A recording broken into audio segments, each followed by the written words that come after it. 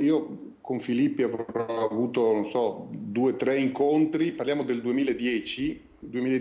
e inizi del 2011, diciamo, 2 o 3 incontri e 4 o 5 telefonate, insomma, non di più, nell'arco di un anno sostanzialmente.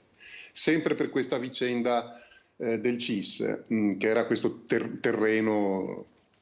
e in cui lui appunto a ripetizione si lamentava del trattamento. Ma prima che lui, diciamo così, mi mandasse a quel paese sostanzialmente, per usare un eufemismo perché i termini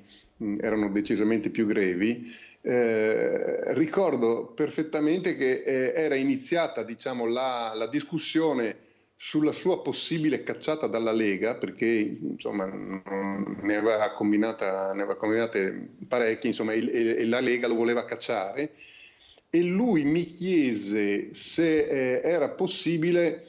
una mia interlocuzione con i vertici leghisti, e io non sapendo per quale motivo lui era diciamo nel mirino dei vertici leghisti, questa la racconto per la prima volta. Telefonai a Calderoli, che allora aveva un ruolo di gestione, insomma,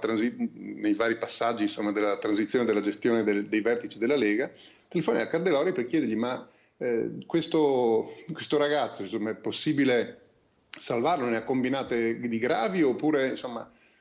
ho cercato di mettere una buona parola, insomma, e ricordo che Calderoli mi disse: no, guarda, non c'è niente da fare perché è uno che dobbiamo proprio cacciare, perché non è possibile, non può stare con la Lega.